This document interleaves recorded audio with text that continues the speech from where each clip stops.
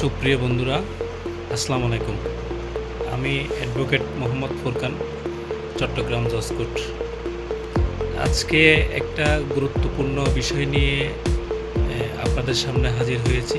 সেটা হচ্ছে যে বিবাহ নিয়ে যে আমাদের কোর্টে অনেককে দেখলাম যে বিবাহ নিয়ে বিভিন্ন ধরনের সমস্যা, আইনগত সমস্যা নিয়ে আমাদের এখানে আসে।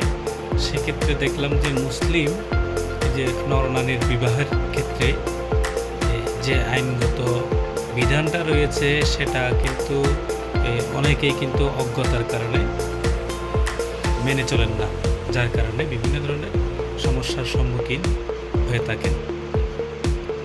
একজন প্রাপ্তবয়স্ক পুরুষ 21 বছর হওয়ার পর এবং একজন প্রাপ্তবয়স্ক মহিলা 18 বছর পূর্ণ হওয়ার পর তারা কিন্তু নরনারী বিবাহ বন্ধন আবদ্ধ হয়ে থাকেন এবং সেক্ষেত্রে কাবিননামা রেজিস্ট্রেশন এর মাধ্যমে বিবাহটা সম্পন্ন হতে হবে।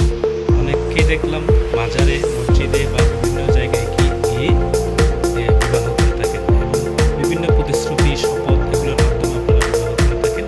সেটা কিন্তু আইনগতভাবে গ্রহণযোগ্য হবে না এবং পরবর্তীতে যদি কোনো সমস্যার সম্মুখীন হয়ে থাকে, স্বামী অথবা স্ত্রী যে কেউ যদি শর্তভঙ্গ করে বা সংসার করতে ইচ্ছুক না হয় বা বিভিন্ন ধরনের ঝামেলার সৃষ্টি হতে পারে, সেক্ষেত্রে আপনারা কোনো প্রতিকার পাবেন না। মুসলিম বিবাহের ক্ষেত্রে আপনাদেরকে এই যে কাবিননামা, এটা রেজিস্ট্রেশন হতে হবে। রেজিস্ট্রেশনটা আমাদের কোর্টে এসেও আপনারা করতে পারেন।